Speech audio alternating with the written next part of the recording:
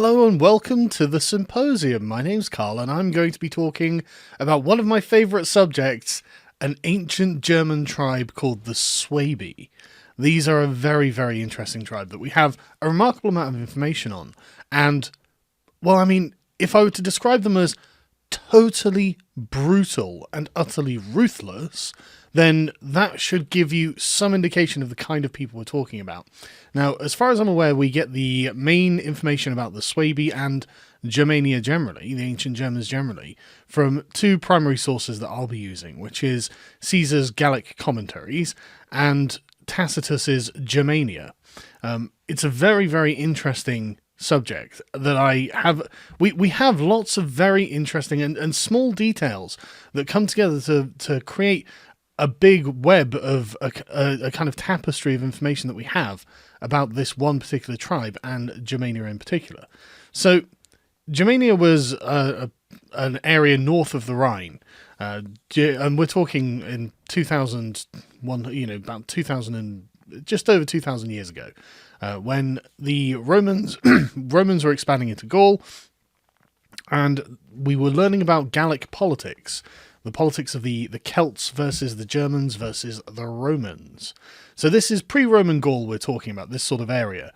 So you've got the Aquitani on the far left, you've got the Celts in the middle and the Belgae up in the north, and then across the Rhine over to the east in this mysterious, dark, wooded land come the Germans.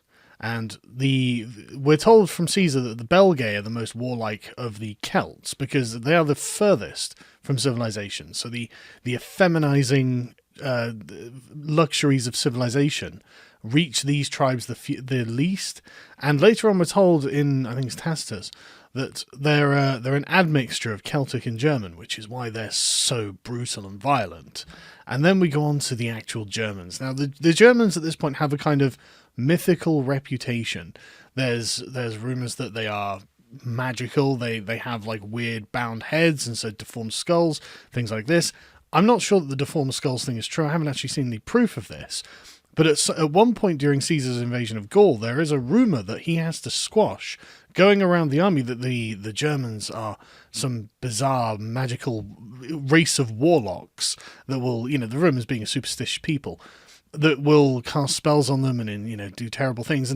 And these rumors are spreading through Caesar's army, and he has to go down and berate his subordinates, his captains, saying, "Why are you allowing these rumors to get out of hand in our army? These are barbarians, these are not magicians, and we're not going to be superstitious about this. Get a grip." This is the kind of level of fear they had. So the Suebi in particular were not a single people. They were a giant confederation of tribes, and we're told that they occupied the largest share of Germany. Now, you distinguish a Swabian by his top knot. They have a particular knot that they tie their hair into, and it distinguishes the free man from the slave. And because of the practice of human sacrifice that Celts and Germans used to do, which would involve slitting someone's throat and then throwing them into a peat bog, well, peat bogs are really good at preserving living material. And so the bodies that have come out, the peat bog bodies that we find that have come out of these bogs, have been so well preserved. I mean, these people could have died yesterday. And some of them we do indeed have evidence of the Swabian knot, so we can be sure that this is true. We're told that there are lots of different tribal, ethnic groups within this giant tribal confederation. The Semnones is the most ancient and sacrifice a man to begin their religious rites. The Langobards, the Longbeards, are a small number. They're the less populous Germanic tribe, Tacitus tells us. But they derive security from battle and adventure. They're very warlike. They have the Angles, who are the ancestors of the English. Various other tribes split up by rivers or forests into their own geographic areas.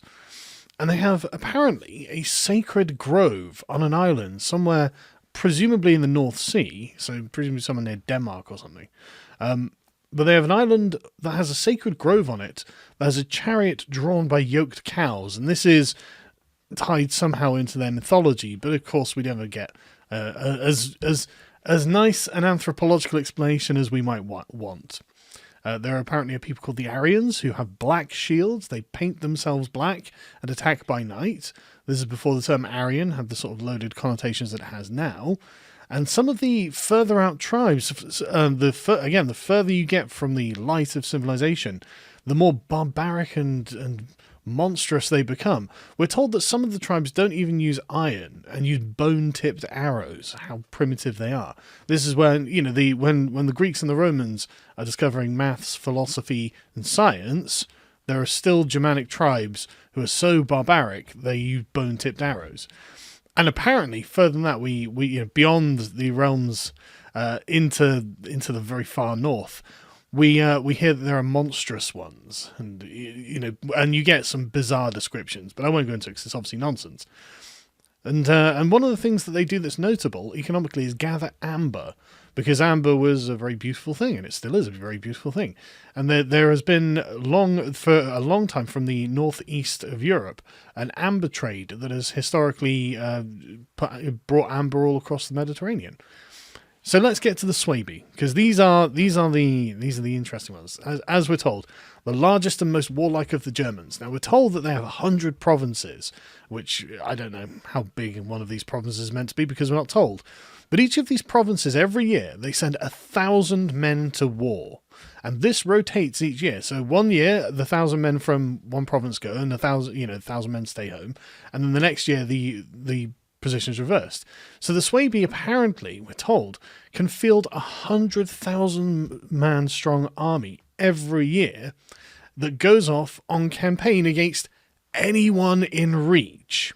We are told that they have no crops. They don't grow crops. They live on animal husbandry and hunting. They have no, quote, private or separate land. So they don't have anything that we can consider to be private property. So they undoubtedly lived in fairly ramshackle huts. And this is something that the fact that these buildings are not necessarily very permanent is demonstrated many times throughout Caesar's commentaries in the way that they move. They're very mobile. They're very, very mobile people, the Germans and the Celts. I mean, when the Helvetii decide they're just going to up sticks and move into Gaul because they're a giant tribe and they can conquer a lot of land, they just burn down their villages and they just go because they're just wooden huts. There's nothing much to them, apparently. But the Suebi are apparently so nomadic that they may not live for more than 1 year in one place, for whatever reasons that they have for themselves. They have no employment or discipline, and according to Tacitus, this makes of them uncivilized brutes. They generally do not buy from merchants. They only sell war booty. They forbid wine in their territories because it's considered to be effeminate, and they don't want to be effeminized, obviously. And because of the yearly expedition of the 100,000 warriors, they maintain a 600-mile dead zone to the east, so against the Slavic tribes. This means that what they'll do every year, they'll send the army out into this dead zone and just eradicate anything that they find there. So if a tribe has tried to settle there and the Suebi find them, then the Suebi will wipe them out and presumably enslave any captives. And we're told they continually prevent habitation by weaker tribes and continually attack ones that they have failed to drive out. So it is a constant campaign of ethnic cleansing that the Suebi are engaged in to the east, and probably would to the west. In fact, they do, but we'll get to that in a bit. So Tacitus tells us some more information that's, it's very provocative. The Germans apparently do not interbreed with other races and remained pure, which they have blonde hair, blue eyes, and they are hardened by the cold and roughness of Germany. They have huge herds of animals with no silver or gold, and what they have by trade, the few things that they have by trade means that the same pattern emerges of civilization. Trade is a civilizing force when it comes to these Germanic tribes, and those more remote ones don't.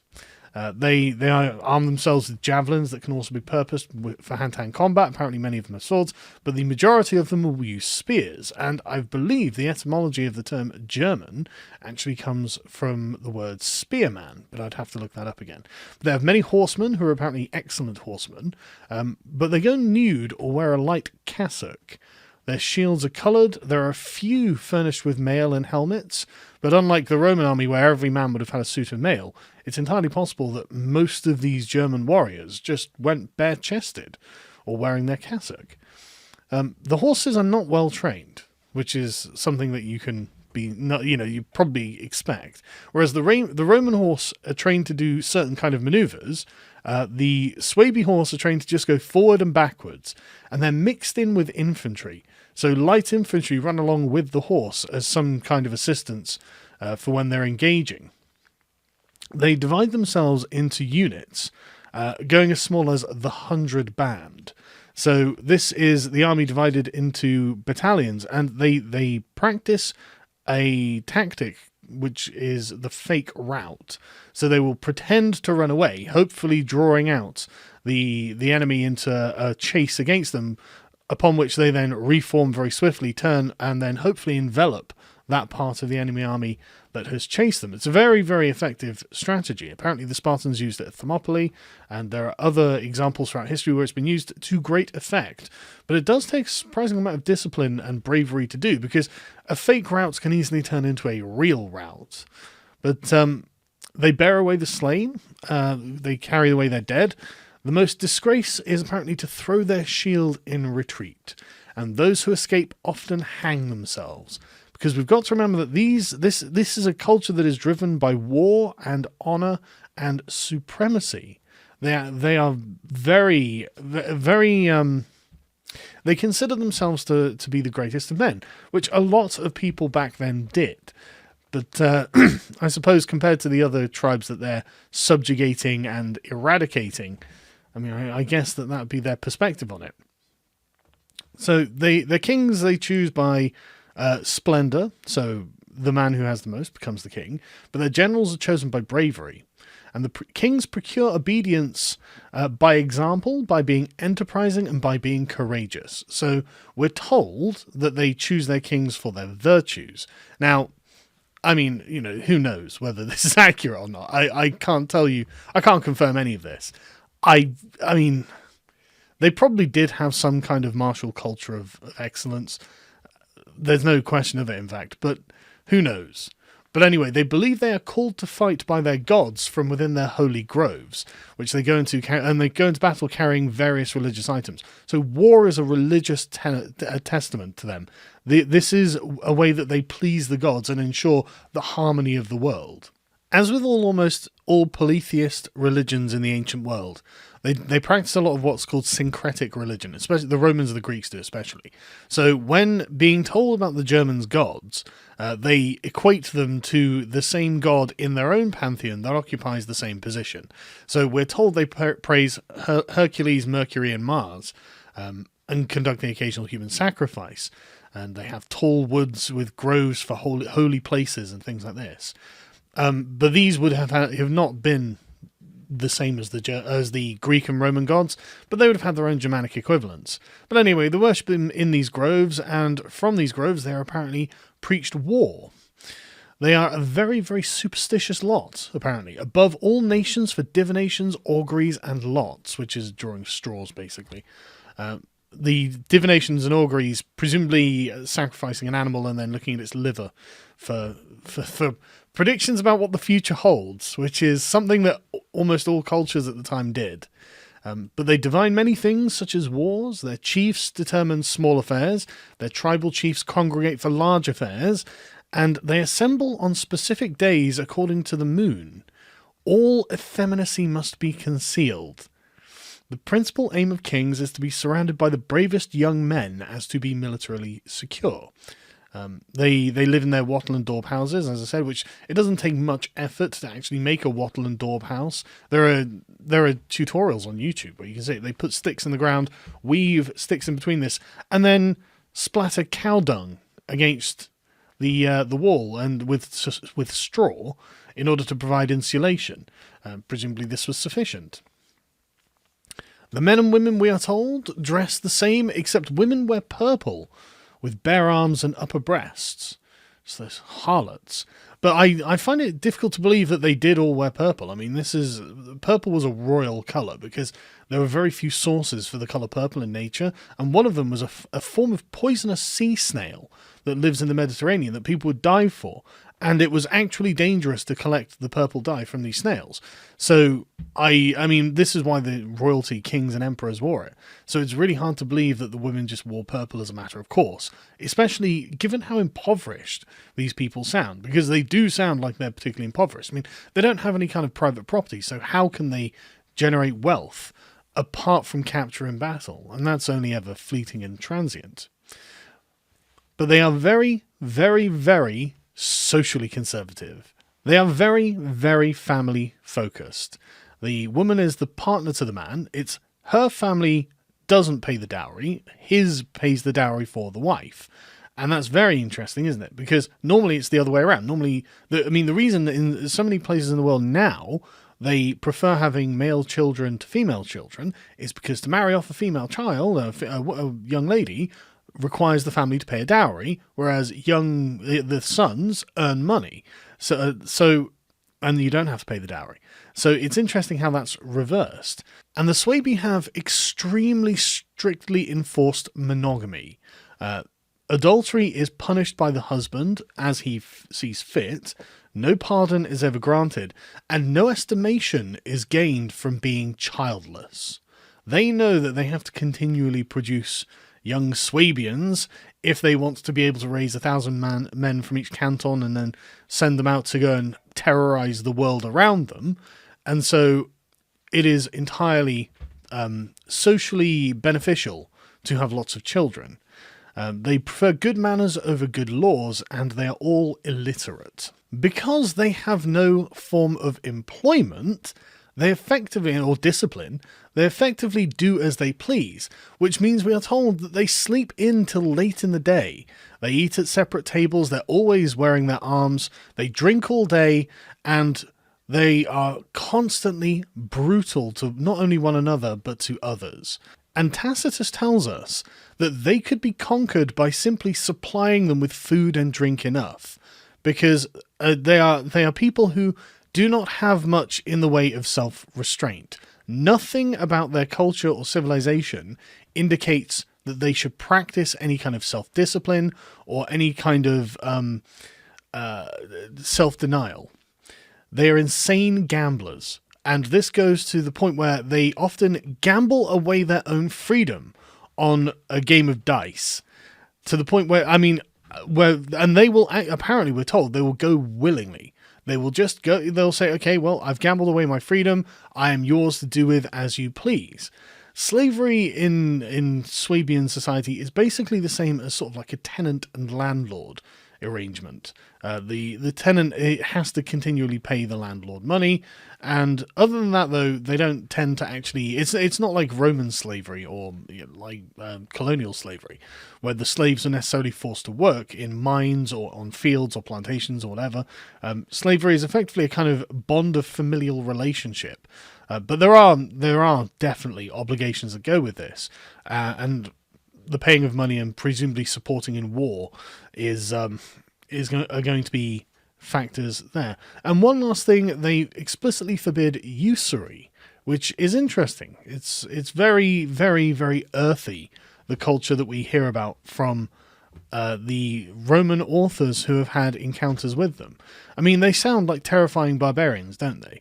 I imagine that there's the idea that, well, a thing is scarier when you aren't aware of what it is only true if, when you become aware of what that thing is, it's not worse than you imagined. But to the Romans and Greeks, these are the worst. I mean, these are people who are just the diametric opposite of what is trying to be achieved in the Mediterranean world, where they have solid, stable, and, often contiguous for hundreds, if not thousands of years, settlements. Like Athens claims to have been an autochthonous city that sprung from the ground for thousands of years in Attica. Whether that's true or not, it doesn't matter. That's the story they tell themselves, and that's the ethos that binds their civilization together and provides them with the civilization that they have. So they're concerned about private property, they're concerned about law and order and education and things that the Germans would have said, oh, these are just things that make you effeminate. Human sacrifices, the fact that it's a religious duty to conduct war on their neighbours, the fact that they don't have much in the way of mercy, they don't consider weakness to be something to be respected. These are things that, well, I mean, not that the Greeks and Romans would have respected weakness, but they understood that there were concerns beyond strength, moral and intellectual concerns, that were also worth dealing with. Whereas it seems, from what we're told, the ancient Germans didn't view the world that way at all. This is a recipe to have eternal war until everything has been conquered by the Suebi.